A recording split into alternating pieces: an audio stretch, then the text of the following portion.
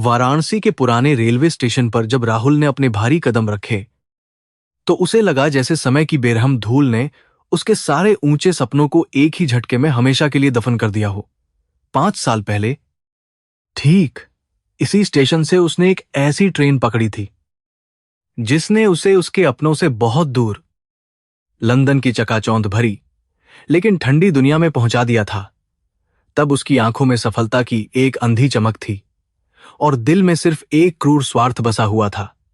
आज वह पूरी तरह टूट चुका था।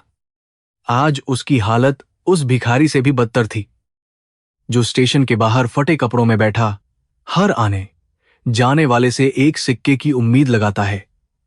लंदन में उसकी जिस पत्नी ने उसे दौलत का लालच देकर अपनी तरफ खींचा था, उसी ने उसे धोखे के गहरे दलदल में धकेल दिया था। सारा पैसा, सारी शोहरत और वह झूठा प्यार, सब कुछ एक भयानक सपने की तरह टूटकर बिखर चुका था। अब उसके पास ना तो कोई घर था और ना ही वह झूठा सम्मान जिसके लिए उसने अपने खून के रिश्तों को ठुकराया था। भारी सूटकेस के बिना, सिर्फ एक पुराने बैग के साथ वह स्टेशन से बाहर निकला। काशी की हवा में आज भी वही पुरानी गंध थी, धूप, चंदन और गंगा के पानी की वह पवित्र महक जिसे वह कभी गंदा और पिछड़ा मानता था। आज वही हवा उसके थके हुए शरीर और घायल आत्मा को एक अजीब सा सुकून दे रही थी, लेकिन साथ ही उसके अंदर अपराधबोध की एक गहरी लहर भी पैदा कर रही थी। उसे याद आ रहा था कि कैसे उसने इसी हवा में सांस लेते हुए अपनी बूढ़ी मां को हमेशा के लिए पीछे छोड़ दिया था। वह बनारस की उन संकरी और घुमावदार गलियों से होता हुआ आगे बढ़ रहा था जहां बचपन में वह नंगे पैर दौड़ा करता था। हर सड़क, हर कोना उसे उसके उन गुनाहों की याद दिला रहा था जिन्हें वह अपनी झूठी सफलता के शोर में दबा देना चाहता था। उसे अपनी मां सावित्री का वह रोता हुआ चेहरा याद आ रहा था जब उसने साफ शब्दों में कह दिया था कि वह अब इस गरीबी और घुटन भरे माहौल में और नहीं रह सकता। उसने तब अपनी मां के आंसुओं की कोई परवाह नहीं की थी। आसमान में सूरज धीरे धीरे ढल रहा था और गंगा नदी के घाटों पर शाम की आरती की तैयारियां शुरू हो रही थीं। शंख और घंटियों की गूंज पूरे वातावरण में फैल रही थी, लेकिन राहुल के कानों में सिर्फ अपनी ही बर्बादी का शोर गूंज रहा था। वह लंदन की उस आलीशान जिंदगी के बारे में सोच रहा था जो ताश के पत्तों के महल की तरह पल भर में ढह गई थी। उसके ससुर ने उसे अपने व्यापार में मोहरे की तरह इस्तेमाल किया और जब उसका कोई काम नहीं रहा तो उसे निकाल फेंका। उसके कदम अब उस पुरानी बस्ती की तरफ बढ़ रहे थे जिसे उसने हमेशा के लिए भुला देने की कसम खाई थी। बस्ती का वही पुराना और जर्जर प्रवेश द्वार आज भी वैसा ही खड़ा था, मानो उसका मजाक उड़ा रहा हो। यहां के लोग आज भी अपनी उसी छोटी सी दुनिया में खुश थे, जबकि वह दुनिया भर की दौलत समेटने की चाह में सब कुछ खोकर खाली हाथ लौट आया था। उसे लग रहा था जैसे हर इंसान की नजर उसे पहचान रही हो और उसके उस स्वार्थी फैसले पर खामोशी से उसे ताने मार रही हो। जैसे जैसे वह अपने पुराने घर के करीब पहुंच रहा था, उसके दिल की धड़कनें बेतहाशा बढ़ती जा रही थीं। वह सोच रहा था कि मां उसे देखकर क्या कहेगी। क्या वह उसे माफ कर पाएगी या फिर उसे उसी तरह धक्के मारकर घर से बाहर निकाल देगी जैसे उसने अपनी मां की ममता को अपने दिल से निकाल फेंका था। उसके पास अपनी मां का सामना करने की हिम्मत नहीं थी, लेकिन उसके थके हुए शरीर और टूटी हुई आत्मा को अब सिर्फ अपनी मां की गोद का ही एकमात्र सहारा दिखाई दे रहा था। वह बहुत घबराया हुआ था। उसका वह पुराना घर बस्ती के सबसे आखिरी कोने में स्थित था, जिसकी दीवारें समय की मार सहते सहते अपनी सारी चमक खो चुकी थीं। घर का लकड़ी का दरवाजा आज भी वैसा ही था, पुराना और कई जगह से दीमक का खाया हुआ। राहुल ने एक गहरे अंधेरे कोने में खुद को छिपा लिया और उस दरवाजे की तरफ देखने लगा। अंदर से एक हल्की सी पीली रोशनी बाहर आ रही थी, जो शायद किसी पुराने मिट्टी के दिए या कम वॉट के बल्ब की थी। यह रोशनी उसके अंदर के गहरे अंधेरे को और भी ज्यादा बढ़ा रही थी। वह बहुत धीरे से दबे पांव घर की उस छोटी सी खिड़की के पास पहुंचा। जिसके कांच कई साल पहले टूट चुके थे और जिन्हें पुरानी बोरियों से ढका गया था। उसने बोरी के एक छोटे से छेद से अंदर झांकने की कोशिश की। अंदर का दृश्य देखकर उसकी सांसें जैसे गले में ही अटक कर रह गईं। फर्श पर एक पुरानी और फटी हुई चटाई बिछी थी और उस पर एक बहुत ही कमजोर और बूढ़ी औरत बैठी थी। वह कोई और नहीं बल्कि उसकी अपनी मां सावित्री थी। उनका शरीर बहुत कमजोर और चेहरे पर झुर्रियां थीं। सावित्री के बाल पूरी तरह से सफेद हो चुके थे और उनका चेहरा समय से पहले ही बहुत ज्यादा बूढ़ा लगने लगा था। उनकी आंखों के नीचे काले घेरे थे जो इस बात की गवाही दे रहे थे कि उन्होंने पिछले 5 सालों में कितनी रातें जागकर और रोकर बिताई होंगी। राहुल को यह देखकर बहुत गहरा धक्का लगा कि उसकी मां ने जो साधारण सूती साड़ी पहन रखी थी वह कई जगह से फटी हुई थी और उसे सुई धागे से सिला गया था। अपनी मां की यह दयनीय हालत देखकर राहुल का दिल दर्द से पूरी तरह से फट गया। लेकिन जो बात राहुल को सबसे ज्यादा हैरान कर रही थी वह उसकी मां की गरीबी या बुढ़ापा नहीं था, बल्कि वह दृश्य था जो उस फटी हुई चटाई पर उसकी मां के ठीक सामने चल रहा था। सावित्री के सामने 2 छोटे और बहुत ही प्यारे बच्चे बैठे हुए थे जिनकी उम्र मुश्किल से 4 या 5 साल के आसपास होगी। एक लड़का था और एक लड़की। दोनों बिल्कुल एक जैसे दिख रहे थे, जैसे कि वे जुड़वा हों। राहुल की आंखें फटी की फटी रह गईं। वह समझ नहीं पा रहा था कि ये बच्चे आखिर कौन हैं। सावित्री के हाथ में एक छोटी सी स्टील की कटोरी थी जिसमें थोड़े से चावल और दाल थे। उनके अपने हाथ कमजोरी की वजह से कांप रहे थे, लेकिन फिर भी वह बहुत ही प्यार और दुलार से उन दोनों बच्चों को अपने हाथों से खाना खिला रही थीं। आराम से खाओ मेरे बच्चों, बहुत सारा खाना है। सावित्री की वह ममता से भरी और धीमी आवाज राहुल के कानों में पड़ी। यह वही आवाज थी जिसे वह अपने बचपन में सुना करता था, लेकिन आज वह प्यार और दुलार इन 2 अजनबी बच्चों के लिए क्यों लुटाया जा रहा था। राहुल का दिमाग पूरी तरह से सुन्न हो चुका था। वह खिड़की के बाहर अंधेरे में खड़ा उस दिल दहला देने वाले दृश्य को अपलक देख रहा था। क्या उसकी मां ने इन अनाथ बच्चों को गोद ले लिया था, या फिर ये बस्ती के ही किसी गरीब पड़ोसी के बच्चे थे जिन्हें उसकी मां खाना खिला रही थी। लेकिन जिस तरह का गहरा लगाव और प्यार सावित्री की आंखों में उन बच्चों के लिए झलक रहा था, वह किसी आम पड़ोसी के बच्चों के लिए नहीं हो सकता था। वह प्यार बहुत ही गहरा और अपनापन लिए हुए था। छोटे लड़के ने सावित्री के कांपते हुए हाथ को अपने छोटे से हाथ से पकड़ लिया और अपनी तोतली आवाज में बोला, दादी आप भी खा लो ना, आप सुबह से काम कर रही हो। यह शब्द सुनते ही राहुल के पैरों तले से मानो पूरी जमीन ही खिसक गई। दादी, ये बच्चे उसकी मां को दादी क्यों कह रहे थे? उसका तो कोई और भाई या बहन भी नहीं था, फिर उसकी मां इन बच्चों की दादी कैसे बन सकती है? राहुल के दिमाग में सवालों का एक बहुत ही भयानक तूफान बड़ी तेजी से उठने लगा था। सावित्री ने उस छोटे लड़के के गाल पर बड़े प्यार से हाथ फेरा और एक फीकी सी मुस्कान के साथ कहा, मैं खा लूंगी मेरे लाल, पहले तुम दोनों तो अपना पेट भर लो, तुम दोनों ही तो मेरे जीने का एकमात्र सहारा हो। सावित्री की आंखों में आंसू छलक आए, लेकिन उसने जल्दी से उन्हें अपने फटे हुए पल्लू से पोंछ लिया ताकि बच्चे उन्हें रोते हुए ना देख सकें। राहुल यह सब देखकर पत्थर की मूर्ति की तरह जम गया था। उसकी समझ में बिल्कुल भी नहीं आ रहा था कि उसके घर में यह सब क्या चल रहा है। राहुल को अपने अतीत का एक बहुत ही धुंधला सा हिस्सा याद आने लगा, जब वह लंदन जाने के लिए सब कुछ खत्म कर रहा था। तब उसकी पत्नी मीरा रोकर उससे कह रही थी कि वह ऐसा ना करे। मीरा ने उसे कुछ बताने की कोशिश भी की थी, लेकिन अपने अंधे स्वार्थ और दौलत की भूख में राहुल ने उसकी एक बात नहीं सुनी थी और उसे हमेशा के लिए छोड़कर चला गया था। क्या मीरा का इन सब चीजों से कोई लेना देना था? यह ख्याल आते ही राहुल के पूरे शरीर में एक ठंडी सिहरन सी दौड़ गई। छोटी बच्ची ने मासूमियत से सावित्री से पूछा, दादी, क्या हमारे पापा कभी लौटकर नहीं आएंगे? क्या वह हमसे बिल्कुल भी प्यार नहीं करते? इस सवाल ने तो जैसे राहुल के सीने में एक तेज धार वाला खंजर ही घोंप दिया हो। बाहर अंधेरे में खड़े राहुल का दम घुटने लगा था। सावित्री कुछ पल के लिए पूरी तरह से खामोश हो गई। उनकी आंखों से अब आंसू लगातार बहने लगे थे। उन्होंने उस बच्ची को अपने सीने से लगा लिया और रोते हुए धीरे से कहा, तुम्हारे पापा बहुत दूर हैं बेटी, वह अब कभी नहीं लौटेंगे। सावित्री के उन शब्दों में जो गहरा दर्द और एक भयानक सच्चाई छुपी थी, वह राहुल की आत्मा को बुरी तरह से चीर रही थी। उसे महसूस हो रहा था कि उसने सिर्फ अपनी मां को ही नहीं, बल्कि शायद किसी और बहुत ही अनमोल चीज को भी अपने हाथों से हमेशा के लिए नष्ट कर दिया था।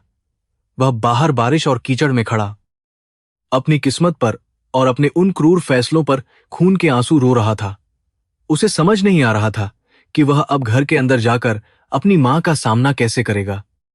वह पीछे हटना चाहता था, अंधेरे में कहीं बहुत दूर भाग जाना चाहता था, जहां कोई भी उसे ना देख सके। लेकिन उसके पैर जैसे उस कीचड़ भरी जमीन से हमेशा के लिए चिपक गए थे। वह उन दो बच्चों के मासूम चेहरों से अपनी नजरें बिल्कुल भी नहीं हटा पा रहा था। उन बच्चों की आंखों में, उनकी मुस्कान में उसे कुछ ऐसा अपनापन नजर आ रहा था जो उसे अंदर तक बहुत गहराई से झकझोर रहा था। वह भारी बारिश में भीगता रहा, लेकिन उसके अंदर चल रहा अपराधबोध का तूफान बारिश से भी ज्यादा भयानक था। बनारस की रात गहरी होती जा रही थी। गंगा नदी का पानी शांत था, लेकिन राहुल के दिल में कर्मों का एक ऐसा भयंकर बवंडर उठ चुका था जिसे शांत करना अब किसी के भी बस में नहीं था। वह खिड़की के बाहर एक अपराधी की तरह खड़ा था, जिसे अपनी सजा का बेसब्री से इंतजार तो था, लेकिन वह सजा इतनी भयानक होगी, इसका उसे कोई अंदाजा नहीं था। वह सोच रहा था कि क्या उसे अंदर जाकर सब कुछ सच सच पूछ लेना चाहिए, या फिर इस भयानक सच्चाई से दूर कहीं मौत को गले लगा लेना चाहिए। राहुल ने अपनी कांपती हुई उंगलियों को दीवार पर रखा। वह पुरानी ईंटों की खुरदरी सतह को महसूस कर सकता था, जो उसके अपने कठोर और पत्थर दिल की तरह लग रही थी। 5 साल पहले जब उसने इस घर की दहलीज को पार किया था, तो उसने पीछे मुड़कर एक बार भी अपनी मां को नहीं देखा था।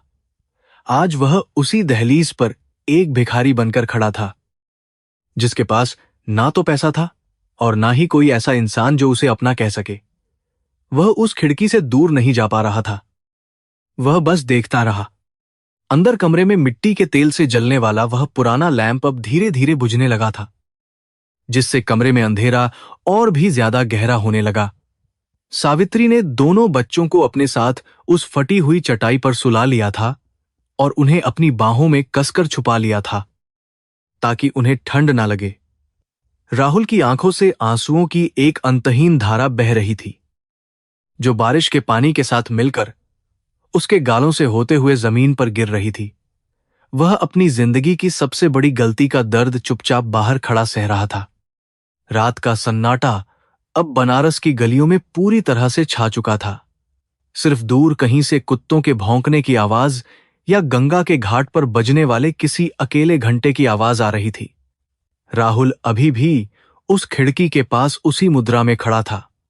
उसका दिमाग उन किलियों में पूरी तरह से छा चुका था। 2 अजनबी बच्चों की पहचान को लेकर कई तरह की भयानक कहानियां बुन रहा था। वह जानता था कि सुबह होने पर उसे इस घर के अंदर कदम रखना ही होगा और अपने अतीत के उन भयंकर भूतों का आमना सामना करना ही पड़ेगा, जिन्हें वह छोड़ गया था। खिड़की के बाहर अंधेरे और बारिश में खड़ा राहुल पूरी तरह से भीग चुका था, लेकिन उसे अपने शरीर पर गिरती ठंडी बूंदों का कोई एहसास नहीं हो रहा था। उसका दिमाग इस समय वर्तमान से कहीं दूर अतीत के उन काले और भयानक पन्नों को पलट रहा था, जिन्हें उसने खुद अपने हाथों से लिखा था। वह फटी हुई चटाई, कमजोर मां और वे 2 अजनबी बच्चे, ये सब मिलकर उसके दिमाग में एक ऐसा भयंकर तूफान पैदा कर रहे थे, जो उसके अहंकार और दौलत के नशे को जड़ से उखाड़ फेंकने के लिए काफी था। उसे वह मनहूस दिन बहुत अच्छी तरह से याद आने लगा, जब उसने इस घर की दहलीज को हमेशा के लिए पार करने का फैसला किया था। उस दिन आसमान से बारिश नहीं, बल्कि इस घर के हर कोने से आंसुओं की धारा बह रही थी। राहुल के हाथ में एक नया सूटकेस था, जिसमें उसने अपने कपड़े कम और अपनी अंधी महत्वाकांक्षाएं ज्यादा भर रखी थीं। उसे उस समय ऐसा लग रहा था जैसे वह बनारस की इस घुटन भरी गरीबी से हमेशा के लिए आजाद होकर दुनिया की कोई बहुत बड़ी और महान जंग जीतने जा रहा हो। उस दिन उसकी पत्नी मीरा उसके पैरों से लिपटकर फूट फूट कर रो रही थी। मीरा, जो स्वभाव से बहुत ही शांत और संस्कारी लड़की थी, उस दिन एक पागल औरत की तरह चीख रही थी। उसने राहुल के दोनों पैर कसकर पकड़ लिए थे और भीख मांग रही थी कि वह उसे इस तरह बेसहारा छोड़कर ना जाए। लेकिन दौलत और लंदन की उस झूठी चमक ने राहुल की आंखों पर एक ऐसी मोटी पट्टी बांध दी थी कि उसे मीरा का वह तड़पता हुआ चेहरा और उसके सच्चे आंसू बिल्कुल भी दिखाई नहीं दे रहे थे। वह अंधा हो चुका था। मीरा ने रोते हुए अपने कांपते हाथों से उसे एक मुड़ा हुआ कागज देने की कोशिश की थी। वह कोई खत था जिसमें शायद उसने अपनी कोई बहुत बड़ी मजबूरी या कोई ऐसी सच्चाई लिखी थी जिसे वह बोलकर नहीं बता पा रही थी। लेकिन राहुल ने गुस्से में आकर उस कागज को बिना पढ़े ही फाड़कर हवा में उड़ा दिया था। उसने मीरा को एक जोरदार धक्का दिया था जिससे वह फर्श पर जा गिरी थी। आज राहुल को याद आ रहा था कि उस कागज के टुकड़ों के साथ उसने मीरा की जिंदगी को भी फाड़ दिया था। मीरा को जमीन पर गिरता देखकर उसकी मां सावित्री का सब्र पूरी तरह से टूट गया था। जो मां हमेशा अपने बेटे की हर गलती को प्यार से माफ कर देती थी। उस दिन उसने आगे बढ़कर राहुल के गाल पर एक बहुत ही जोरदार तमाचा जड़ दिया था। उस तमाचे की गूंज आज भी राहुल के कानों में उसी तरह सुनाई दे रही थी। वह कोई आम तमाचा नहीं था, बल्कि एक मां के टूटे हुए भरोसे, उसके दर्द और उसकी ममता का एक बहुत ही कठोर प्रहार था जिसने राहुल को एक पल के लिए सुन्न कर दिया था। तमाचा मारने के बाद सावित्री ने अपनी कांपती हुई उंगली राहुल की तरफ उठाते हुए कहा था कि वह जो पाप आज करने जा रहा है उसकी सजा उसे इस जन्म में ही भुगतनी पड़ेगी। उन्होंने रोते हुए कहा था कि कर्मों का हिसाब हर इंसान को चुकाना पड़ता है और एक दिन वह भी इसी तरह खून के आंसू रोएगा। तब उसे कोई सहारा देने वाला नहीं मिलेगा। सावित्री के वे शब्द किसी भयानक श्राप की तरह थे जो आज लंदन की आलीशान सड़कों से लेकर बनारस की इस कीचड़ भरी गली तक उसका लगातार पीछा कर रहे थे। लेकिन उस दिन राहुल ने अपनी मां की उन चेतावनियों का सिर्फ मजाक उड़ाया था। उसने बहुत सिंह पीनप पीवक कहा था कि वह अपनी किस्मत खुद लिखेगा, उद्बीने किस्मत खुद लिखेगा और कोई ताकत उसे अमीर होने से नहीं रोक सकती। उसने अपनी मां से साफ कह दिया था कि वह अब कभी इस गरीब बस्ती में लौटकर नहीं आएगा। यह कहकर वह अपने सूटकेस के साथ उस घर से बाहर निकल गया था, बिना एक बार भी पीछे मुड़कर देखे कि उसके जाने के बाद उन दो बेबस औरतों का क्या हाल हो रहा होगा। उसने सारे रिश्ते हमेशा के लिए तोड़ दिए थे। लंदन पहुंचने के बाद शुरुआत के कुछ साल उसे ऐसा लगा जैसे उसने सच में दुनिया जीत ली हो। उस अमीर लड़की से शादी करने के बाद वह बड़ी बड़ी गाड़ियों में घूमता था, महंगे कपड़े पहनता था और हर दिन शानदार पार्टियों में हिस्सा लेता था। उसने अपने अतीत को, अपनी मां को और मीरा को अपने दिमाग से पूरी तरह से मिटा दिया था। उसे लगता था कि पैसा ही दुनिया की सबसे बड़ी ताकत है और उसने उस ताकत को पूरी तरह से अपने वश में कर लिया है। वह अपनी झूठी दुनिया में बहुत खुश और मगन था, लेकिन कर्म का पहिया बहुत ही खामोशी से घूम रहा था। जिस दौलत के लिए उसने अपना सब कुछ दांव पर लगा दिया था, वही दौलत उसका सबसे बड़ा दुश्मन बन गई। उसकी नई पत्नी और उसके परिवार ने राहुल का इस्तेमाल सिर्फ अपनी कंपनी के कुछ गैरकानूनी कामों को छुपाने के लिए किया था। जब पुलिस की जांच शुरू हुई तो उन लोगों ने सारा इल्जाम राहुल के सिर पर मढ़ दिया और उसे पूरी तरह से बेदखल कर दिया। पलक झपकते ही उसका वह आलीशान महल ताश के पत्तों की तरह ढह गया और वह सड़क पर आ गया। जब उसे लंदन की सड़कों पर बेघर होकर धक्के खाने पड़े, तब जाकर उसे एहसास हुआ कि उसने अपने असली सोने को छोड़कर किस तरह से मिट्टी को गले लगाया था। उसे समझ आ गया था कि पैसा इंसान को सुख तो दे सकता है, लेकिन वफादारी, प्यार और अपनेपन का एहसास कभी नहीं खरीद सकता। जिस परिवार को उसने पैसे के लिए छोड़ दिया था, वही उसका असली खजाना था। लेकिन तब तक बहुत देर हो चुकी थी। उसके हाथ से सब कुछ रेत की तरह फिसल चुका था और वह पूरी दुनिया में बिल्कुल अकेला रह गया था। बारिश की तेज बूंदों ने राहुल को उसकी उन भयानक यादों से खींचकर वापस वर्तमान में ला खड़ा किया। वह अभी भी अपने उसी पुराने घर के बाहर खड़ा था, जहां अंदर एक धीमा सा दिया जल रहा था। उसका शरीर ठंड से बुरी तरह कांप रहा था, लेकिन उसके अंदर चल रही अपराधबोध की आग उसे अंदर ही अंदर जलाकर राख कर रही थी। वह बार बार खुद से यही सवाल पूछ रहा था कि आखिर वह किस मुंह से अपनी मां के सामने जाएगा और उनसे अपने उन भयंकर गुनाहों की माफी मांगेगा। उसका साहस पूरी तरह जवाब दे चुका था। उसकी नजरें बार बार चटाई की तरफ जा रही थीं, जहां वे दोनों छोटे बच्चे उसकी मां के साथ सो रहे थे। दादी। यह शब्द उसके कानों में बार बार हथौड़े की तरह बज रहा था। अगर वे बच्चे उसकी मां को दादी कह रहे थे, तो इसका सीधा मतलब था कि वे बच्चे उसके अपने खून हैं। राहुल ने अपने दोनों हाथों से अपना सिर कसकर पकड़ लिया।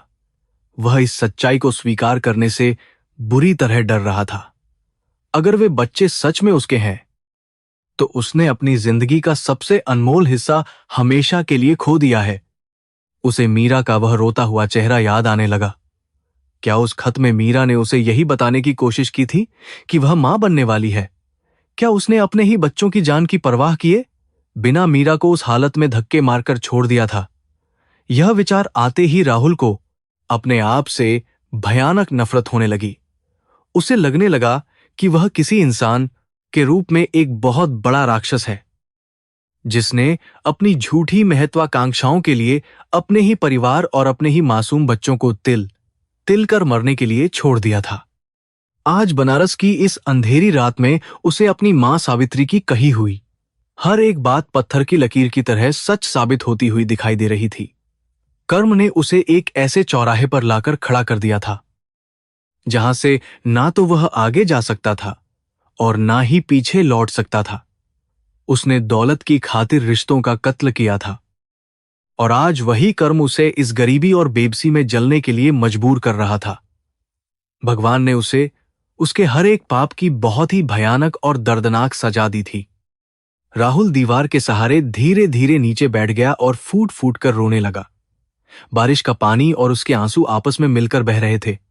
वह अपने दोनों हाथों से अपने चेहरे को छुपाए हुए था, जैसे वह खुद से ही नजरें मिलाने में शर्म महसूस कर रहा हो। वह बार बार मन ही मन भगवान से माफी मांग रहा था, लेकिन वह जानता था कि उसके गुनाह इतने बड़े हैं कि कोई भी भगवान उसे कभी माफ नहीं कर सकता। उसने एक पवित्र रिश्ते को तोड़ा था और एक निर्दोष लड़की की जिंदगी को पूरी तरह से बर्बाद कर दिया था। अचानक उसके मन में एक और भयानक सवाल उठा। अगर ये बच्चे मीरा के हैं, तो फिर मीरा कहां है? क्या वह घर के किसी दूसरे कमरे में सो रही है, या फिर वह सुबह काम पर जाने के लिए जल्दी उठने वाली है? उसने घर के अंदर ध्यान से देखने की कोशिश की, लेकिन उसे मीरा का कोई भी सामान या उसकी कोई झलक दिखाई नहीं दी। घर में सिर्फ सावित्री और वे दो बच्चे ही थे। मीरा की यह रहस्यमयी अनुपस्थिति राहुल के दिल में एक बहुत ही अजीब और डरावना सा खौफ पैदा कर रही थी। क्या मीरा उसे छोड़कर कहीं चली गई है, या फिर? राहुल का दिल जोर से धड़कने लगा। वह आगे कुछ भी बुरा सोचने की हिम्मत नहीं जुटा पा रहा था।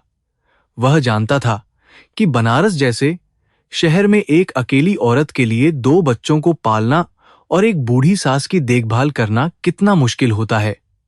समाज के ताने, पैसे की कमी और ऊपर से पति का धोखा, ये सब मिलकर किसी भी इंसान को अंदर से पूरी तरह तोड़ सकते हैं। राहुल खुद को मीरा की हर तकलीफ का एकमात्र जिम्मेदार मान रहा था। वह घबरा रहा था।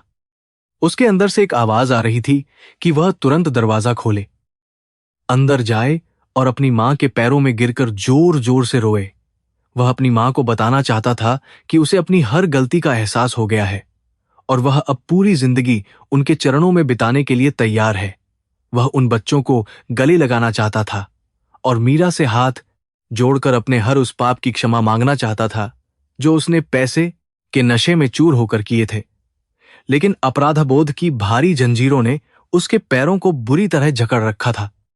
वह जानता था कि अगर वह अंदर गया तो मां उसे तुरंत पहचान लेगी, लेकिन क्या वह उसे अपना बेटा मानेगी जिसने बुरे वक्त में मां को बेसहारा छोड़ दिया?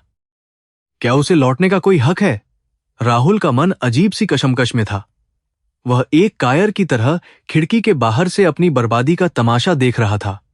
उसके अंदर इतना साहस नहीं था कि वह सामने जाकर अपनी गलतियों का सामना कर सके और अपने परिवार की नजरों में उसकी बाली का बाली से गहरी नफरत को बर्दाश्त कर सके जिसका वह पूरी तरह से हकदार था।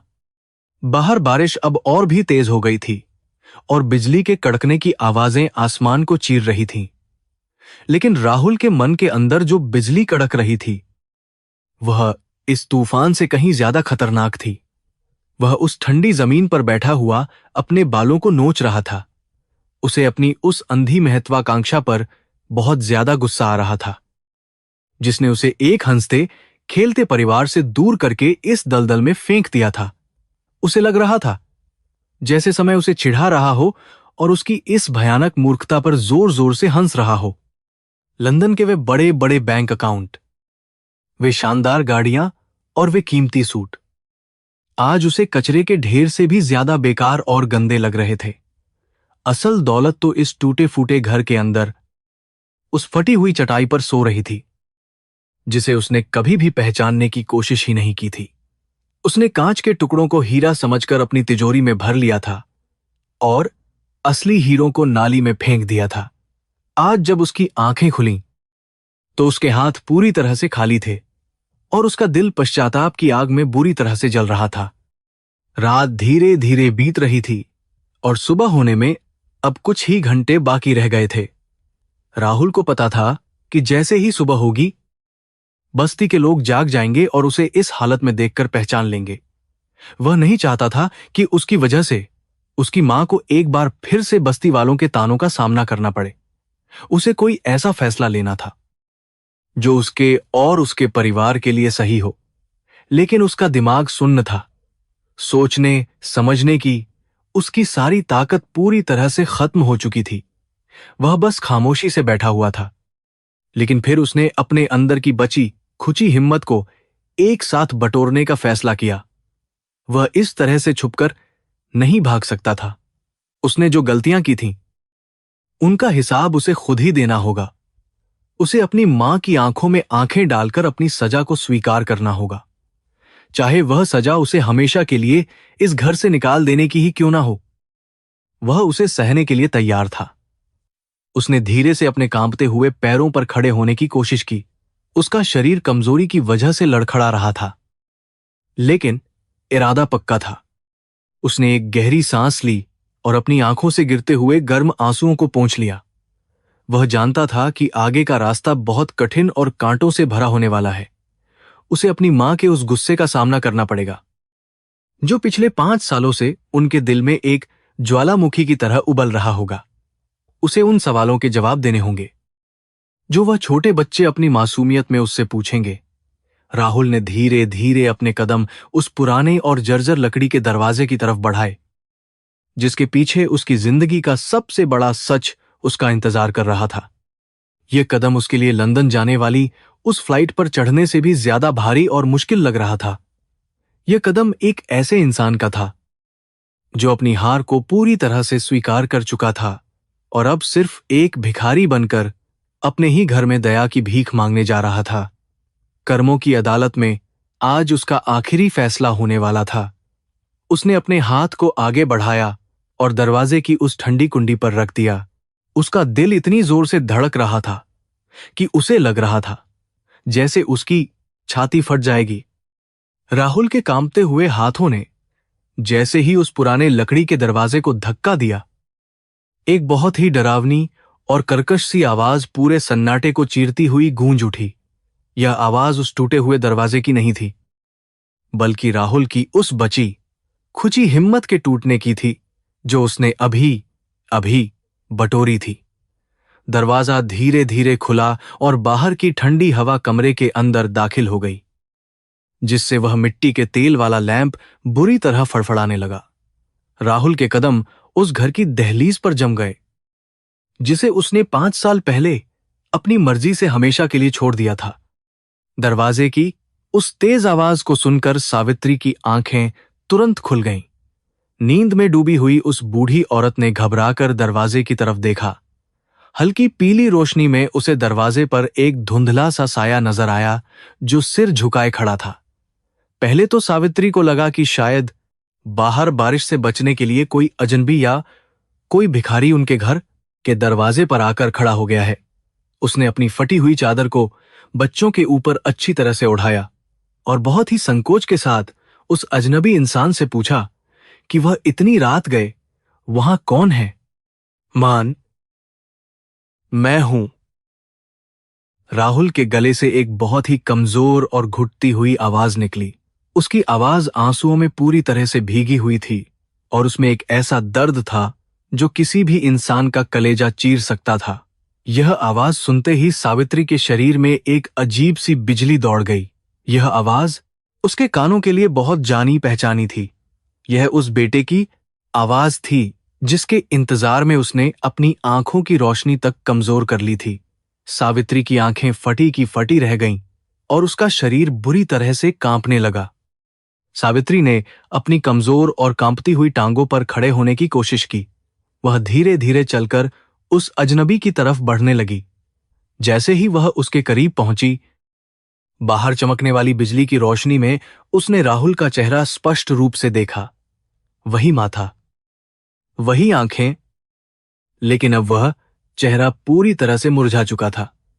जिस बेटे को वह हमेशा साफ और अच्छे कपड़ों में देखना पसंद करती थी, आज वही बेटा फटे पुराने कपड़ों में, कीचड़ में सना हुआ और एक भिखारी की तरह उसके सामने सिर झुकाए हुए खड़ा था।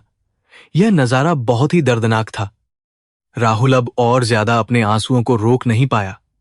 वह तुरंत अपनी मां सावित्री के पैरों में गिर पड़ा और फूट फूट कर रोने लगा।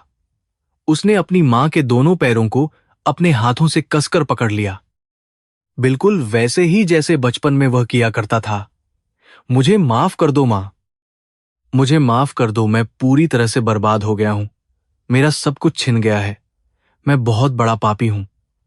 राहुल की रोने की आवाज इतनी तेज थी कि वह उस छोटे से कमरे की दीवारों से टकराकर वापस बुरी तरह से गूंज रही थी। राहुल के इस तरह जोर जोर से रोने और चीखने की वजह से चटाई पर सो रहे दोनों बच्चे अचानक से जाग गए। नींद से उठने के कारण वे बहुत ज्यादा डरे हुए थे। उन्होंने जब एक अजीब और गंदे कपड़ों वाले आदमी को अपनी दादी के पैरों में गिरकर रोते हुए देखा तो उनकी घबराहट बहुत ज्यादा बढ़ गई। वे दोनों तुरंत दौड़कर सावित्री के पीछे जाकर छुप गए और सावित्री की साड़ी को कसकर पकड़ लिया। उनकी आंखों में उस अजनबी इंसान के लिए बहुत ज्यादा डर और खौफ बिल्कुल साफ दिखाई दे रहा था। सावित्री पत्थर की मूर्ति की तरह अपनी जगह पर खड़ी रही। अनसा ने ना तो अपने पैर पीछे खींचे और ना ही अपने बेटे को झुककर उठाया। उसकी आंखों में आंसुओं की एक बूंद तक नहीं थी, क्योंकि पिछले 5 सालों के भयानक दर्द ने उसकी आंखों को पूरी तरह से सुखा दिया था। उसने बहुत ही ठंडी और कठोर नजरों से अपने उस बेटे को देखा जिसने उसे उस वक्त अकेला छोड़ दिया था जब उसे सबसे ज्यादा जरूरत थी। सावित्री के इस शांत और कठोर व्यवहार ने राहुल के दिल में और भी ज्यादा खौफ पैदा कर दिया। तुम यहां क्यों आए हो? सावित्री की आवाज में कोई भावना नहीं थी, कोई ममता नहीं थी। वह आवाज इतनी ठंडी और अजनबी लग रही थी, मानो वह किसी दुश्मन से बात कर रही हो। तुम तो बहुत बड़ी दुनिया जीतने गए थे ना? तुम तो कह गए थे कि इस गरीब बस्ती में तुम्हारा दम घुटता है और तुम कभी वापस लौटकर नहीं आओगे। फिर आज ऐसा क्या हो गया कि तुम्हें इस बुढ़िया और इस टूटे फूटे घर की याद आ गई? सावित्री के इन तीखे सवालों ने राहुल के दिल को पूरी तरह से छलनी कर दिया था। राहुल सिर्फ अपने आंसू बहाता रहा और लगातार माफी मांगता रहा। उसने सावित्री के पीछे छिपे हुए उन दोनों डरे हुए बच्चों की तरफ अपनी नजर उठाई। उन मासूम चेहरों को इतने करीब से देखकर राहुल के दिल में एक बहुत ही अजीब सी हलचल होने लगी। मासूम? ये बच्चे कौन हैं? क्या आपने किसी रिश्तेदार के बच्चों को यहां रखा है या फिर किसी पड़ोसी के बच्चे हैं जो आपके पास सो रहे हैं? राहुल ने अपनी कांपती हुई आवाज में सावित्री से यह सवाल पूछा। उसे इस सवाल का जवाब सुनने में बहुत ज्यादा डर लग रहा था। सावित्री ने एक गहरी और ठंडी सांस ली। उसने अपने पीछे छिपे हुए छोटे लड़के आरव और छोटी लड़की आन्या के सिर पर बड़े ही प्यार से अपना हाथ फेरा। नहीं राहुल, ये किसी रिश्तेदार या पड़ोसी के बच्चे नहीं हैं। सावित्री ने अपनी उसी कठोर और बिना किसी भावना वाली आवाज में जवाब दिया। ये दोनों मेरे अपने खून हैं, मेरी जिंदगी का एकमात्र सहारा, जिनके लिए मैं आज तक जिंदा हूं। इनका नाम आरव और आन्या है। यह सुनते ही राहुल की धड़कनें बहुत तेज हो गईं। उसे महसूस होने लगा कि अब कुछ बहुत भयानक होने वाला है। आपके खून, लेकिन मां, मेरा तो कोई भाई या बहन नहीं है, फिर ये आपके खून कैसे हो सकते हैं? राहुल ने बहुत ही बेताबी और घबराहट के साथ पूछा। उसे सच्चाई का थोड़ा थोड़ा अंदाजा तो हो रहा था, लेकिन उसका कमजोर दिल उस कड़वे सच को स्वीकार करने के लिए बिल्कुल तैयार नहीं था। वह चाहता था कि उसकी मां उसे कोई झूठी कहानी सुना दे, लेकिन वह सच ना बताए जिसका उसे सबसे ज्यादा डर था। वह फटी हुई आंखों से सावित्री के चेहरे की तरफ देख रहा था और उसके अगले जवाब का बेसब्री से इंतजार कर रहा था। सावित्री की आंखों में अचानक से एक बहुत ही तेज और नफरत भरी चमक आ गई। उसने राहुल को घूरते हुए कहा, हां, तुम्हारा कोई भाई या बहन नहीं है, लेकिन क्या तुम्हें याद है कि 5 साल पहले जब तुम अपनी उस झूठी शान और दौलत की खातिर हम सबको छोड़कर जा रहे थे, तब तुमने अपनी पत्नी मीरा के साथ क्या किया था? क्या तुम्हें याद है कि तुमने अपनी महत्वाकांक्षाओं के लिए उसे क्या करने पर मजबूर किया था? सावित्री के इन शब्दों ने राहुल को अतीत के एक बहुत ही काले और भयानक अंधेरे में धकेल दिया। राहुल का दिमाग तेजी से उस मनहूस दिन की तरफ दौड़ने लगा। उसे याद आया कि लंदन जाने से कुछ हफ्ते पहले मीरा ने उसे बताया था कि वह मां बनने वाली है, लेकिन राहुल के लिए वह खबर कोई खुशी नहीं, बल्कि उसके सपनों के रास्ते का सबसे बड़ा कांटा थी। उसने मीरा से साफ साफ कह दिया था कि वह इस बच्चे को जन्म नहीं दे सकती। उसने मीरा को बहुत ज्यादा डराया, धमकाया था और उसे गर्भ गिराने वाले एक गंदे क्लिनिक में जाने के लिए मजबूर किया था। राहुल को लगा था कि मीरा ने उसकी बात मान ली थी। नहीं मां, ऐसा नहीं हो सकता। मीरा ने तो उसने तो वह काम करवा लिया था ना। मैंने खुद उसे पैसे दिए थे और उससे वादा लिया था कि वह उस बच्चे को खत्म कर देगी। राहुल के मुंह से ये शब्द बहुत लड़खड़ाते हुए निकले। अपने ही मुंह से इन भयानक और पाप भरे शब्दों को सुनकर राहुल को खुद पर घिन आने लगी। उसने अपनी पत्नी को अपने बच्चे की हत्या करने के लिए मजबूर किया था, सिर्फ इसलिए ताकि वह एक अमीर लड़की से शादी करके लंदन जा सके और वहां पर बहुत आराम की जिंदगी जी सके। सावित्री के चेहरे पर एक दर्द भरी मुस्कान उभर आई, जो किसी के भी रोंगटे खड़े कर सकती थी। तुम सच में कितने गिरे हुए इंसान हो राहुल। तुम्हें लगा कि मीरा तुम्हारी तरह एक स्वार्थी और पत्थर दिल औरत थी। तुमने उसे पैसे देकर अपने ही खून का कत्ल करने को कहा, और तुम्हें लगा कि एक मां अपने गर्भ में पल रही जान को मार देगी। मीरा ने तुम्हारे उन गंदे पैसों को कभी छुआ तक नहीं। उसने तुम्हारी दी हुई मौत को ठुकराकर अपने बच्चों को जिंदगी देने का बहुत ही कठिन फैसला किया था, सावित्री ने कहा। सावित्री की बातें सुनकर राहुल के दिमाग में एक बहुत बड़ा धमाका हुआ। उसे ऐसा लगा जैसे किसी ने बहुत ऊंचाई से उसे एक गहरी और अंधेरी खाई में धकेल दिया हो। मतलब ये दोनों, ये आरव और आन्या, ये मेरे बच्चे हैं। राहुल ने अपने दोनों हाथों से अपना सिर कसकर पकड़ लिया। उसकी आंखें पूरी तरह से फटी रह गईं और उसकी सांसें बुरी तरह से उखड़ने लगीं। वह सच्चाई जो उसके सामने खड़ी थी, वह इतनी ज्यादा विशाल और भयानक थी कि उसका कमजोर दिमाग उसे सहन करने में पूरी तरह से असमर्थ महसूस कर रहा था। हां राहुल, ये दोनों तुम्हारे ही बच्चे हैं, तुम्हारी वही औलादें जिन्हें तुम पैदा होने से पहले ही मार देना चाहते थे। सावित्री के शब्द किसी तेज तलवार की तरह राहुल के सीने के पार हो रहे थे। जब तुम लंदन में उस अमीर लड़की के साथ अपनी नई और रंगीन दुनिया बसा रहे थे, तब यहां बनारस की इन गंदी गलियों में तुम्हारी पत्नी मीरा तुम्हारे इन बच्चों को अपनी कोख में पाल रही थी। उसने समाज के लाखों ताने सहे, लोगों की गंदी बातें सुनी, लेकिन उसने कभी हार नहीं मानी। उसने अपने खून पसीने से इन्हें सींचा है। राहुल उसी फर्श पर औंधे मुंह गिर पड़ा। वह जमीन पर अपना सिर पटक पटक कर जोर जोर से रोने लगा। हे भगवान, मैंने यह क्या कर दिया? मैंने अपने ही बच्चों को मारने की कोशिश की। मैंने अपने ही परिवार को अपने हाथों से बर्बाद कर दिया। राहुल का पूरा शरीर एक सूखे पत्ते की तरह बुरी तरह कांप रहा था। उसे लंदन की वे सारी पार्टियां, महंगी शराब और वह झूठा प्यार अब अपनी ही आत्मा को खाने वाले कीड़ों की तरह महसूस हो रहे थे। उसने असली हीरो को कचरे में फेंक दिया था और वह पूरी तरह से टूट चुका था। आरव और आन्या, जो अब तक सावित्री के पीछे डरे हुए खड़े थे, इस अजीब आदमी को जमीन पर सिर पटकते देखकर और भी ज्यादा घबरा गए। आन्या रोने लगी और उसने सावित्री का हाथ पकड़कर कहा, दादी, इस गंदे आदमी को यहां से बाहर निकाल दो। यह बहुत डरावना है। मुझे इससे बहुत ज्यादा डर लग रहा है। अपनी ही मासूम बच्ची के मुंह से खुद के लिए गंदा आदमी सुनकर राहुल की आत्मा जैसे पूरी तरह से मर गई। उसके खुद के बच्चे उसे एक डरावना और गंदा इंसान समझ रहे थे। यह दुनिया की सबसे भयानक सजा थी।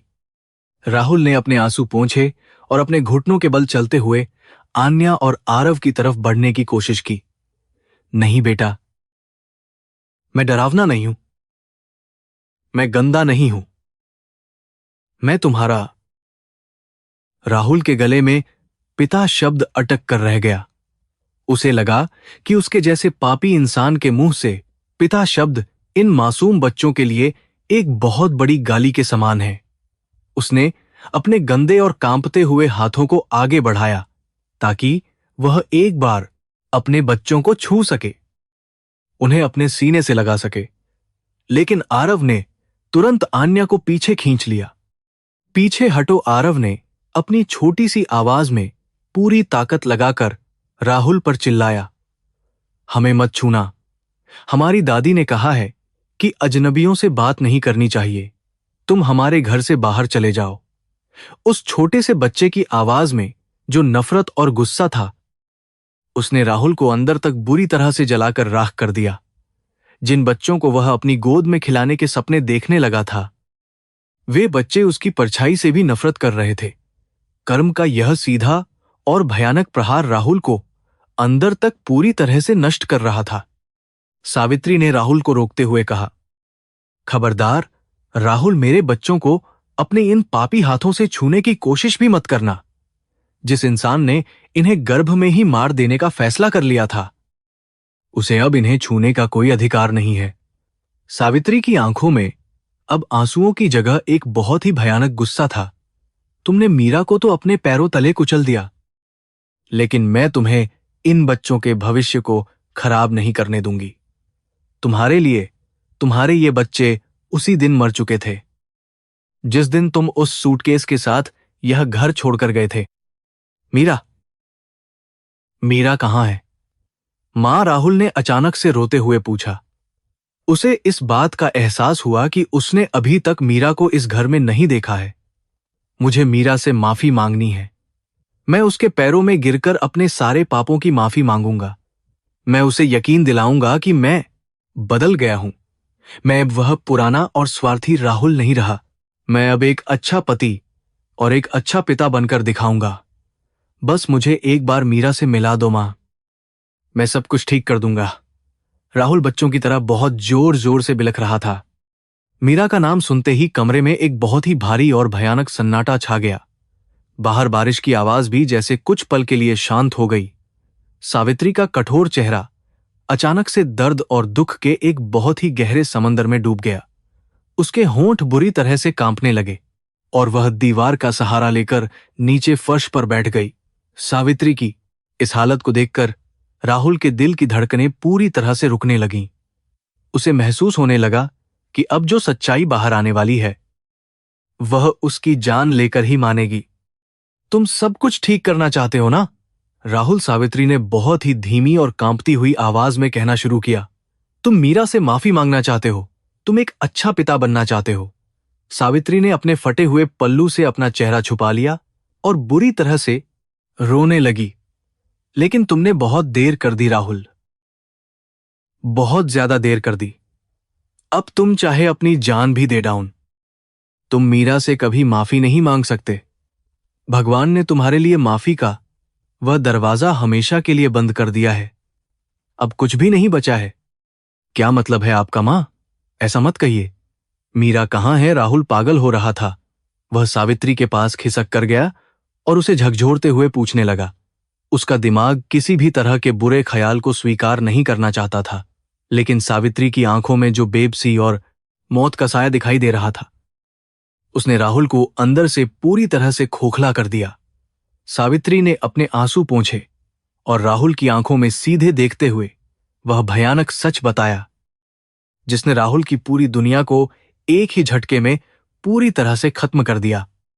सावित्री ने अपने आंसू पोंछते हुए राहुल की आंखों में सीधे देखा। उसकी आवाज में एक ऐसा दर्द था जो किसी भी इंसान की रूह को कंपा सकता था।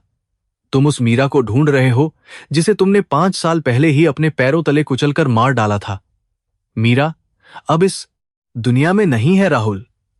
वह तुम्हें, मुझे और इन दोनों मासूम बच्चों को हमेशा के लिए छोड़कर भगवान के पास चली गई है। यह सुनकर राहुल का दिल जैसे एक पल के लिए धड़कना ही भूल गया। उसकी सांसें रुक सी गईं। नहीं, ऐसा नहीं हो सकता। आप झूठ बोल रही हैं मां। मेरी मीरा मुझे छोड़कर नहीं जा सकती। राहुल पागलों की तरह बड़बड़ाने लगा। वह फर्श पर अपने दोनों हाथ पटकते हुए चीखने लगा। उसका दिमाग इस भयानक सच को स्वीकार करने के लिए बिल्कुल भी तैयार नहीं था। लेकिन सावित्री की सूनी आंखें और उस कमरे में पसरा हुआ मौत जैसा सन्नाटा इस बात की गवाही दे रहे थे कि जो कुछ भी कहा गया है वह एकदम सच है। राहुल के पूरे शरीर से जैसे किसी ने सारा खून ही निकाल लिया हो। तुम्हारे जाने के बाद इस घर पर जैसे दुखों का एक पहाड़ टूट पड़ा था। सावित्री ने अतीत के उन काले पन्नों को खोलते हुए कहा, समाज के लोगों ने मीरा को बहुत ताने मारे। लोग कहते थे कि तुम्हारे जैसे पति ने उसे इसलिए छोड़ दिया क्योंकि उसमें ही कोई खोट होगा। एक गर्भवती और बेसहारा औरत के लिए यह बनारस शहर एक बहुत बड़े नर्क में बदल गया था। लेकिन मेरी उस बहादुर बच्ची ने कभी किसी के सामने अपने आंसू नहीं बहाए। उसने हर ताने को खामोशी से सहा और अपने बच्चों को बचाने की कसम खाई। मीरा ने तुम्हारे उन पैसों को आग लगा दी थी जो तुमने उसे अपना गर्भ गिराने के लिए दिए थे। उसने फैसला किया कि वह अपने बच्चों को जन्म देगी और उन्हें एक अच्छी जिंदगी देगी। इसके लिए उसने बनारस के साड़ी कारखानों में दिन रात काम करना शुरू करे दिया। उसकी हालत ऐसी नहीं थी कि वह इतनी कड़ी मेहनत कर सके, लेकिन उसने मेरी और अपनी परवाह किए बिना 14 घंटे तक धागे बुनने का काम किया। उसकी उंगलियों से खून निकलने लगता था, लेकिन वह दर्द के मारे कभी एक उफ तक नहीं करती थी। जैसे उसके गर्भ में बच्चे बड़े हो रहे थे। उसकी तकलीफें भी बहुत ज्यादा बढ़ती जा रही थीं। घर में खाने के लिए पर्याप्त अनाज नहीं होता था। वह अपना पेट काटकर मुझे और अपने आने वाले बच्चों को जिंदा रखने की कोशिश कर रही थी। कई बार तो वह सिर्फ एक गिलास पानी पीकर ही पूरी रात गुजार देती थी। जब मैं उसे खाने के लिए कहती तो वह मुस्कुराकर झूठ बोल देती कि उसने कारखाने में ही खाना खा लिया है। मैं बूढ़ी और लाचार थी और अपनी आंखों के सामने उसे तिल तिल कर मरते देख रही थी। फिर वह दिन आया जब इन दोनों जुड़वा बच्चों का जन्म हुआ। आरव और आन्या के रूप में हमारे घर में जैसे 2 छोटे छोटे भगवान आ गए थे। उस दिन मीरा के चेहरे पर जो खुशी थी वह मैंने आज तक किसी के चेहरे पर नहीं देखी। वह अपने सारे दुख भूल गई थी। उसने इन बच्चों को अपने सीने से लगा लिया और खूब रोई। लेकिन यह खुशी हमारे लिए बहुत ही छोटी साबित हुई। 2 बच्चों के आने से घर का खर्च बहुत ज्यादा बढ़ गया था और मीरा की सेहत भी बुरी तरह टूट चुकी थी। बच्चों को जन्म देने के कुछ ही दिन बाद मीरा फिर से कारखाने में काम करने के लिए जाने लगी। उसका शरीर बहुत कमजोर हो गया था और उसे आराम की सख्त जरूरत थी। लेकिन अगर वह काम पर नहीं जाती तो हम तीनों भूख से मर जाते। वह दिन रात खटती रही और अपना खून पसीना एक करती रही। उसने अपने लिए कभी कोई नया कपड़ा नहीं खरीदा और ना ही कभी कोई अच्छी चीज खाई। उसकी सारी कमाई सिर्फ इन बच्चों के दूध और मेरी दवाइयों पर ही खर्च हो जाती थी। वह एक जिंदा लाश बन चुकी थी। एक दिन जब वह कारखाने से लौटी तो उसे बहुत तेज बुखार था। उसका शरीर आग की तरह तप रहा था और वह ठीक से खड़ी भी नहीं हो पा रही थी। मैंने उसे बहुत समझाया कि वह काम पर ना जाए और किसी अच्छे डॉक्टर को दिखाए, लेकिन उसने मेरी एक नहीं सुनी। उसने कहा कि अगर वह छुट्टी लेगी तो मालिक उसके पैसे काट लेगा और फिर बच्चों के लिए दूध कहां से आएगा। वह उस तेज बुखार में भी काम पर जाती रही और अपनी बची खुची ताकत को पूरी तरह से खत्म करती चली गई। और फिर वह मनहूस रात आई जिसे मैं मरते दम तक नहीं भूल सकती। बाहर आज की तरह ही एक बहुत भयानक तूफान आया हुआ था। तेज बारिश हो रही थी और बिजली कड़क रही थी। घर की छत से पानी टपक रहा था। मीरा उस रात कारखाने से बहुत देर से लौटी। वह पूरी तरह से बारिश में भीग चुकी थी और उसके शरीर में बिल्कुल भी जान नहीं बची थी। वह दरवाजे पर ही लड़खड़ा कर गिर पड़ी। मैं घबराकर उसकी तरफ दौड़ी और उसे किसी तरह उठाकर इस कमरे के अंदर चटाई पर लिटा दिया। उसका बुखार इतना ज्यादा था कि उसका पूरा शरीर झटके खा रहा था। उसकी सांसें बहुत तेज और उखड़ी हुई चल रही थीं। मैंने तुरंत उसके सिर पर ठंडे पानी की पट्टियां रखना शुरू किया, लेकिन बुखार कम होने का नाम ही नहीं ले रहा था। आरव और आन्या उस समय बहुत छोटे थे और अपनी मां को इस हालत में देखकर जोर जोर से रो रहे थे। मेरे पास इतने पैसे नहीं थे कि मैं उसे किसी अस्पताल ले जा सकूं।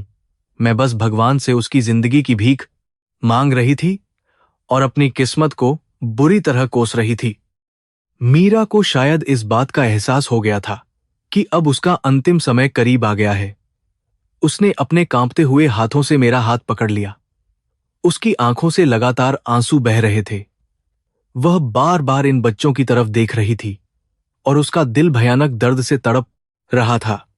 मां जी, उसने बहुत ही कमजोर और टूटती हुई आवाज में मुझसे कहा, मुझे लगता है कि मेरा समय अब पूरा हो गया है।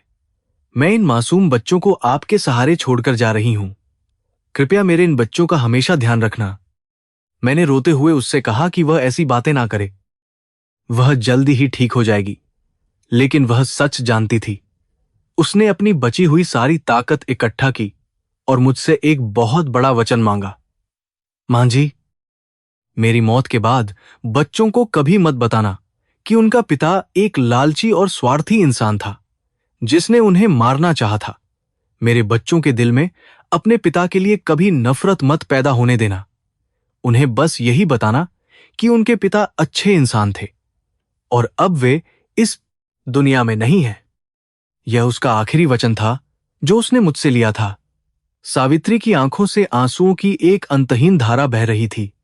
इसके बाद उसने एक बार प्यार से आरव और आन्या के गालों को चूमा।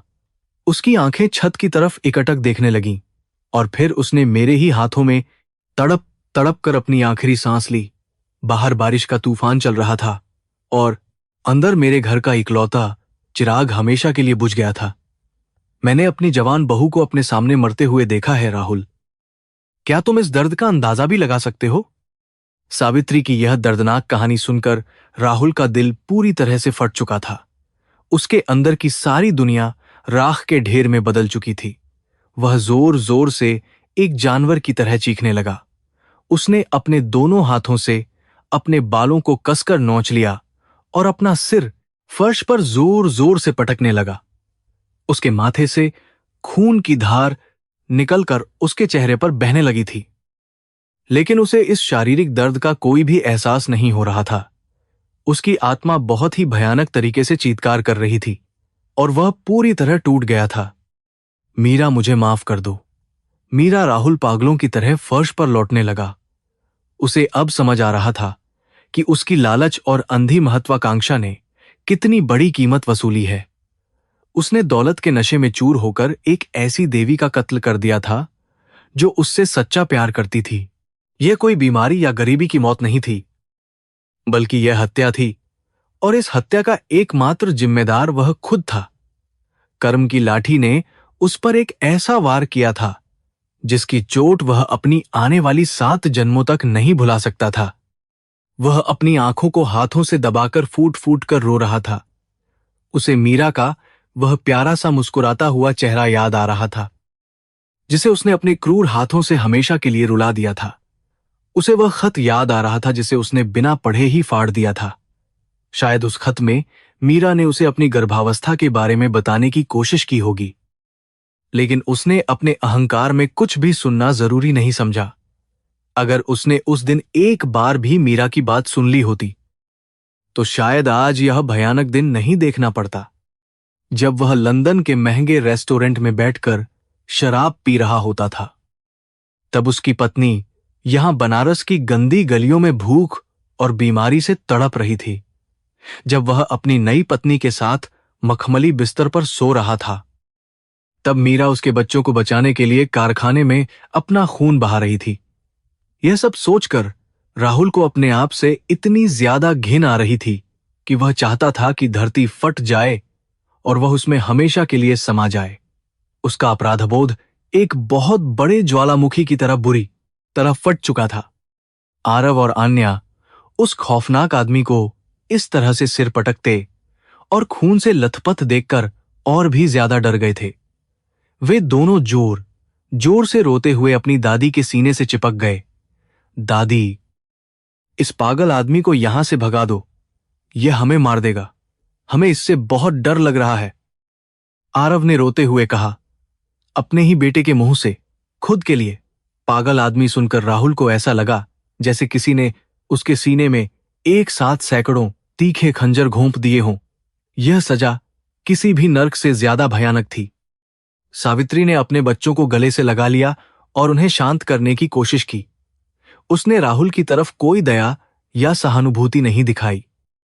आज वह उसी बेटे को खून में सना हुआ देखकर भी पत्थर बनी हुई थी। तुम्हारे इन आंसुओं और इस खून से मेरी मीरा वापस नहीं आ जाएगी राहुल। तुम्हारा यह नाटक अब किसी काम का नहीं है। तुमने जो बीज बोए थे, आज तुम उन्हीं की कड़वी फसल काट रहे हो। यही तुम्हारे कर्मों का असली फल है। बाहर तूफान अब और भी ज्यादा भयंकर रूप ले चुका था। तेज हवाओं के झोंके घर की खिड़कियों और दरवाजों को बुरी तरह से पीट रहे थे, बिल्कुल वैसे ही जैसे अपराधबोध और नफरत राहुल की आत्मा को लगातार पीट रहे थे। उसे महसूस होने लगा था कि भगवान ने उसे जिंदा ही इसलिए रखा है ताकि वह हर रोज अपनी इस गलती की आग में जल जल कर मरे। उसने मीरा को नहीं मारा था, बल्कि उसने अपने ही हाथों से अपने सुख, अपनी शांति और अपने पूरे वजूद को हमेशा के लिए एक गहरी कब्र में दफना दिया था। राहुल धीरे धीरे घुटनों के बल उठा। उसका चेहरा आंसुओं, कीचड़ और खून से पूरी तरह सना हुआ था। उसने अपने कांपते हुए हाथ जोड़कर सावित्री की तरफ देखा। मां, मैं जानता हूं कि मेरे पापों की कोई माफी नहीं है। मैं एक राक्षस हूं जिसने अपनी ही दुनिया को उजाड़ दिया।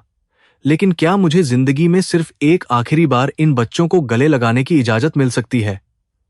मैं बस इनका स्पर्श महसूस करना चाहता हूं।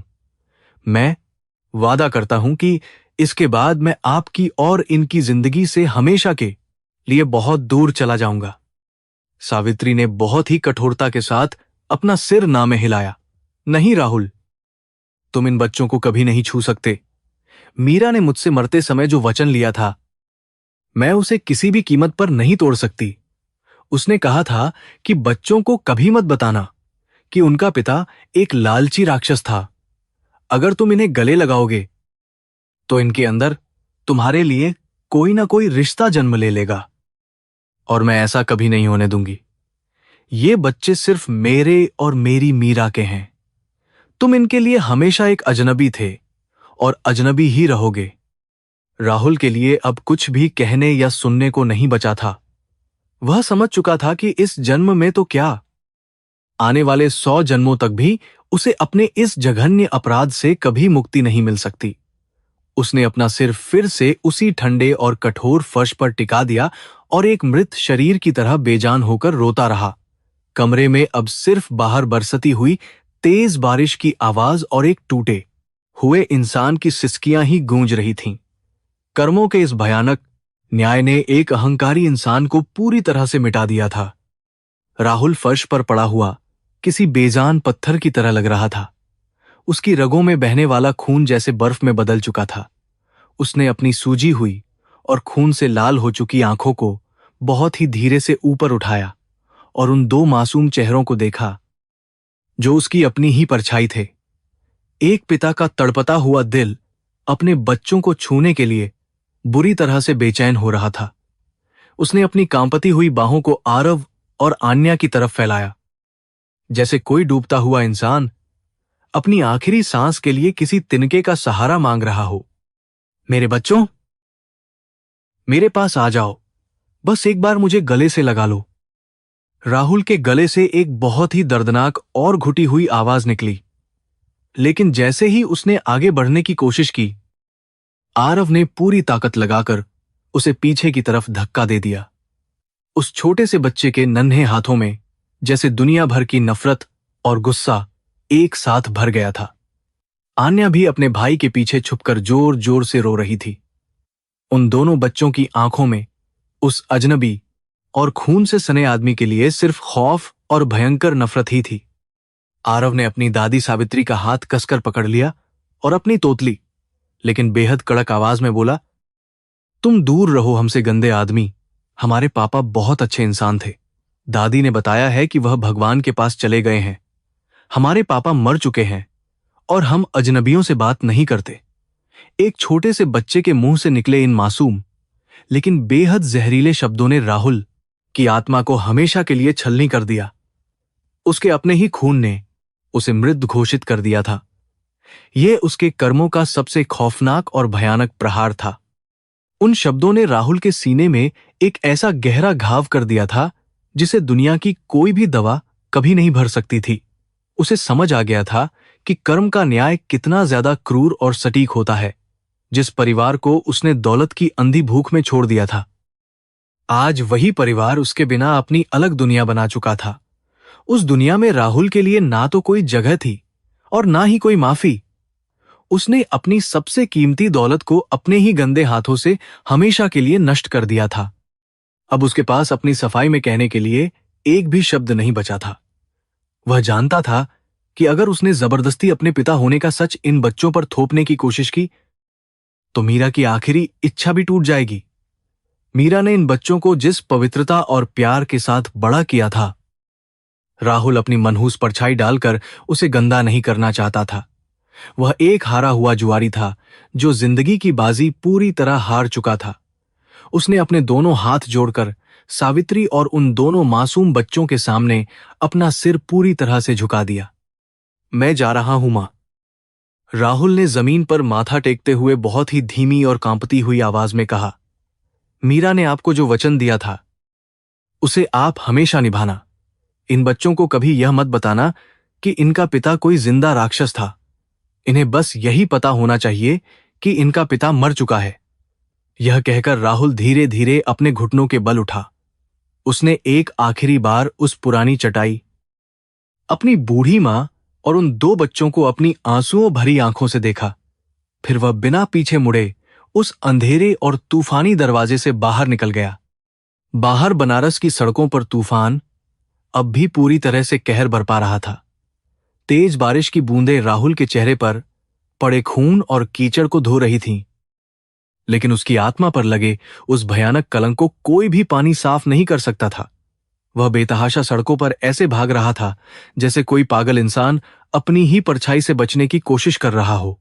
उसे अब ना तो अपनी जिंदगी की कोई परवाह थी और ना ही मौत का कोई खौफ। वह बस भागकर कहीं दूर किसी अंधेरे में हमेशा के लिए खो जाना चाहता था। भागते भागते उसके कदम उसे पवित्र गंगा नदी के उसी पुराने और खामोश घाट पर ले आए। रात के इस भयानक तूफान में वहां कोई भी नहीं था, सिर्फ गंगा की उफनती हुई लहरें और दूर किसी मंदिर से आती हुई घंटियों की हल्की आवाज वहां के सन्नाटे को तोड़ रही थी। राहुल उस ठंडे घाट की सीढ़ियों पर जाकर गिर पड़ा। उसने गंगा के उस काले पानी को देखा। उसे लग रहा था जैसे वह पानी उसे अपने अंदर समा लेने के लिए पुकार रहा है। वह अपनी जिंदगी का अंत करके इस भयानक दर्द से हमेशा के लिए मुक्ति चाहता था।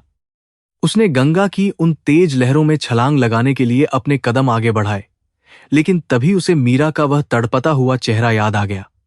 उसने सोचा कि अगर वह आज इस तरह कायर बनकर मर गया तो क्या उसे अगले जन्म में माफी मिल पाएगी? आत्महत्या करना तो सबसे बड़ा पाप है। मीरा ने बच्चों को जिंदगी देने के लिए अपनी जान दांव पर लगा दी थी और वह अपनी सजा से बचने के लिए जान दे रहा था। यह सोचकर उसके कदम अचानक वहीं रुक गए।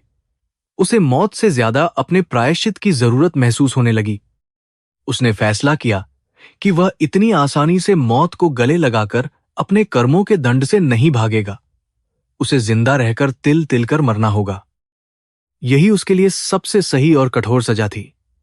उसने अपने ही हाथों से अपने बालों को पूरी तरह से खींचना और नोचना शुरू कर दिया।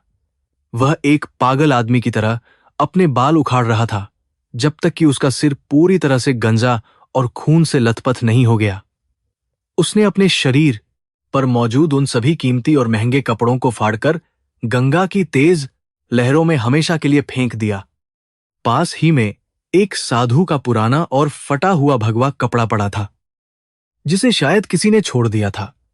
राहुल ने उस फटे हुए कपड़े को उठाया और अपने कांपते हुए शरीर पर लपेट लिया। वह अब लंदन का कोई बहुत बड़ा अमीर व्यापारी राहुल नहीं था।